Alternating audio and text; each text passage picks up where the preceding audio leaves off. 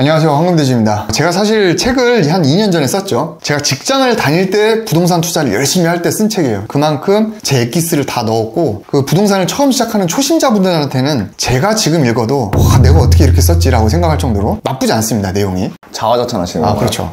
비록 그 당시에 제가 이름이 많이 알려지지 않아서 지금도 유명하진 않지만, 그래서 많이 팔리진 않았지만 그래도 저 스스로 봐도 추천할 만한 책이다. 그래서 오늘은 초심의 마음을 한번 되새기면서 책 얘기를 한번 해볼까 합니다. 218페이지에 보면 여러분들 부동산 처음 입문할 때 대부분 분양권이나 갭 투자부터 시작을 하죠. 그래서 오늘 갭 투자에 대해서 한번 얘기를 해보겠습니다. 아니, 책을 보니까 아파트 갭 투자는 하지 말아라 좀 세게 얘기했던데, 네. 초보자들 하면 거의 다 갭 투자 생각하잖아요. 그렇죠. 왜 하지 말라고 했던 거예요? 갭 투자는 사실은 엄밀히 얘기하면 초보자보다는 고수의 영역이에요, 사실은. 왜요? 갭 투자는 여러분들이 정말 공부를 더 많이 해야 돼요. 그래서 디벨롭 같은 경우에는 거의 정형화되어 있거든요. 설계하고 시공하고 한 번만 해보면 좀 쉬운데, 이 갭 투자는 거의 주식이랑 비슷하기 때문에 꾸준히 공부를 해야 되고, 그냥 어줍잖게 공부했다가는 그냥 물리는 경우가 있어요. 그 다음에 갭 투자가 돈이 적게 들어간다고 생각하지만 그 지방 같은 경우는 그런데 이게 좀 돈이 의외로 또 많이 들어갑니다. 내 큰 돈을 묶어두는 건데, 갭 투자는 주식처럼 시장의 흐름에 내 자산을 맡기는 거다 보니까 섣불리 들어가면 안 된다, 저는 이렇게 생각합니다. 이렇게 대표님 말 듣다 보니까 갭 투자 같은 경우에는 좀 뭔가 좀 수동적인 투자 같아요. 흐름에 맡기는 거죠. 그러니까 그 흐름이 없으면 계속 물릴 수도 있는 거고. 그렇죠. 요즘 물린 사람 되게 많잖아요. 근데 그 사람들이 1, 2년 전에 투자할 때 이렇게 될 줄 알았겠냐고. 부동산 전문가들도 전망은 하고 예측은 하는데 확언은 못해요. 확언하는 유튜버들이 있으면 그건 사기지. 그래서 내 공부한 거, 내가 분석한 거를 토대로 투자를 해서 오르는 거에 베팅을 하는 건데, 저 같은 경우는 사실 그만큼 공부가 안 되어 있고 그만큼 전문가가 아니기 때문에 갭 투자는 좀 안 하는 경향이 있죠. 그럼 지금같이 아파트 가격이 전반적으로 다 조정에 들어갔잖아요. 매매가가 일반적으로 다 떨어지는데 전세가는 그래도 좀 방어가 매매가보다는 될 것 같은데, 그러면 또 기회라고도 볼 수 있는데 투자자 입장에서는 그런데도 안 하세요? 부동산이 화랑기 때는 갭 투자만큼 효과적인 투자는 없다고 봐요. 왜냐면 비교적 소액으로 엄청난 자산을 불릴 수 있기 때문에. 근데 지금이 사실 바닥일지 지하가 또 있을지 그건 또 모르는 겁니다. 정부에서도 아직까지는 그 시그널 자체가 반등을 준비한다기보다는 아직은 조금 더 좀 하향 안정세를 취하려는 그런 액션들이 있기 때문에 저는 아직은 조금 애매하지 않을까. 결국에 그 갭 투자라는 게 아파트 투자인데, 아파트 투자가 요즘 같은 시기에는 세금이라든가 아니면 명의, 종부세 그런 측면에서 봤을 때 실거주자 이외에는 투자하는 데 있어서 조금 불리한 조건이기 때문에 그때 쓸 명의면은 차라리 건물에 투자하는 게 낫지 않을까. 굳이 그래도 전 대표님처럼 비별로 못할 것 같아요, 너무 어려울 것 같아요, 위험할 것 같아요, 그럼 이유를 또 대시잖아요. 그렇죠. 그럼 결국 그런 분들은 저는 그냥 갭 투자할래요, 그게 좀 덜 어려워 보이니까. 그렇죠. 그러면 산다면 어떤 아파트를 사는 게 맞을까요? 주식으로 비유하면, 주식 공부를 많이 한 분들은 코스닥이나 잠재성이 있는 거를 미리 알고 투자하는 분들 계신데, 주식을 좀 그냥 장기 투자 관점으로 바라보고 내 본업에 충실하고 투자를 하겠다, 이런 분들은 그냥 우량주나 아니면 미국 주식에 큰 주식 이런 데 많이 투자하니까, 아파트 갭 투자도 그렇게 이제 빗대어 생각해보면 가급적이면 좀 핵심지, 아니면 지방에서는 그냥 대장주 아파트 이런 데만 좀 골라가지고 하면은 조금 떨어지더라도 하방 경직성이 있지 않을까. 저는 예전에 갭 투자가 제일 쉽고 그나마 안전하다고 생각을 했는 투자였는데, 지금 방금 대표님의 짧은 시간 얘기를 하면서 느끼는 건데, 생각보다 이게 되게 뭔가 오히려 리스크가 큰 투자인 것 같기도 해요. 그렇죠. 아무래도 시장에 내 자산을 그냥 맡기는 거다 보니까 내가 통제할 수 있는 영역이 없잖아요. 이 시장이 또 어떻게 변할지 모르고 점점 이 사이클이 좀 빨라질 거예요. 그래서 공부를 많이 해야 된다. 그럼 대표님이 생각하기에 또 갭 투자의 단점이 뭐 있다고 생각하세요? 가장 큰 단점은 결국에 돈이 묶이는 거죠. 그래서 예를 들면 5억짜리 아파트에 전세가 4억이면 내 돈 1억은 묶이는 거고, 그 돈이 회수가 되려면 전세가가 5억으로 올라주거나 아니면 내가 그거를 매각을 해서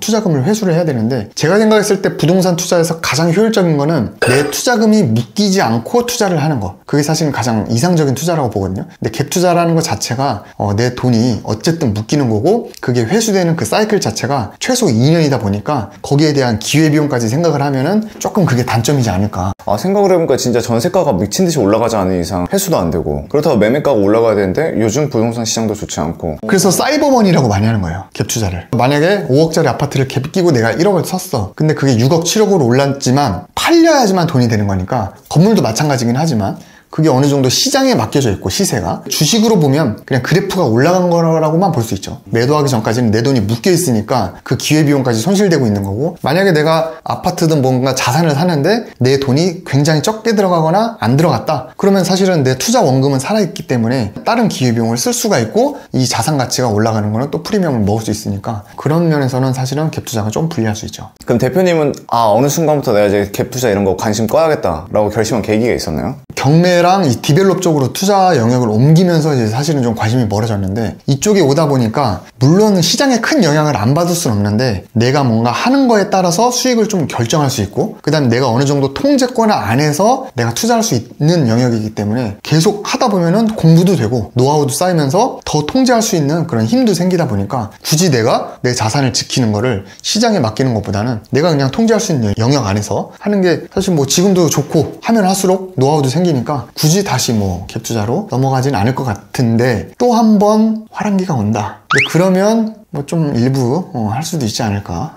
갭으로. 예, 화랑기 때는 이게 또 굉장히 효율적인 투자이기 때문에. 대표님 생각하기에 그 화랑기의 기준이 뭐예요? 뭐 자고 일어나면 뭐 몇천 올라갈 거야, 약간 그런 게 있었잖아요. 예. 네. 그때는 사실 마음이 조급해지거든. 그러니까 사실은 그럴 때일수록 부자들은 또 팔아요. 그럴 땐 파는데 사실은 저는 아직 부자도 아니고, 그러다 보니까 사실은 갭 1억 해놨는데 자고 일어나면 1억이 올라와 있으면은 하루 만에 100%가 오른 거잖아. 그런 거 보면은 내가 열심히 땅 사고 막 해가지고 한 1년 2년 막 신축해서 1억 본 현타 오지. 투자자도 현타가 오나요? 그렇지, 현타 오죠. 그럴 때는 이게 효과적인데, 이거는 내가 1억을 벌더라도 내가 내 기술을 가지고 거의 뭐 확정적으로 예측을 하고 버는 건데, 이 시장은 내가 오를 때는 언제 오를지 어떻게 알아. 근데 오를 때는 이게 또 현타가 오는 거니까 잉여 자금이 있다라고 하면 조금 일부는 할 수 있지 않을까. 대표님께서 2년 전에 썼던 책을 가지고 이렇게 지금 얘기를 다시 해봤잖아요. 네네. 2년 전의 송영환과 지금의 송영환 많이 바뀌셨나요? 아니면 그대로신가요? 많이 바뀌었죠. 일단 통장 잔고도 바뀌었고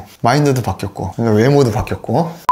근데 뭐 초심도 많이 잃었어요, 어떻게 보면. 책 쓸 때 제 생각해보면 1000만 원을 벌더라도 열심히 하려고 했는데, 지금은 조금 이제 뭐랄까 초심을 잃지 않으려고 노력은 하는데, 큰 수익을 위해서 쓸 거는 쓰고 약간 그렇게 좀 사업가 위주로 바뀌다 보니까 쓸 때 제대로 쓰는데, 이제 그 당시에는 직장인이었고 최대한 더 아껴서 뭐 그러려고 하다 보니까 그런 게 있었는데, 정리를 하면 그때는 시간보단 돈이 중요했고 지금은 돈보다는 시간이 중요한 것처럼 바뀌지 않았나, 좀 그렇게 생각합니다. 그리고 제가 또 책을 또 쓰고 있습니다. 지금 시장이 너무 안 좋아가지고 좀 출간을 해도 망할 것 같아서 하반기나 아니면 내년 이제 출간을 또 앞두고 지금 열심히 쓰고 있는데, 그때까지는 뭐 이 책이랑 임장도 다니고 공부도 하면서 받는 인사이트를 유튜브에서 하나씩 공유하도록 하겠습니다.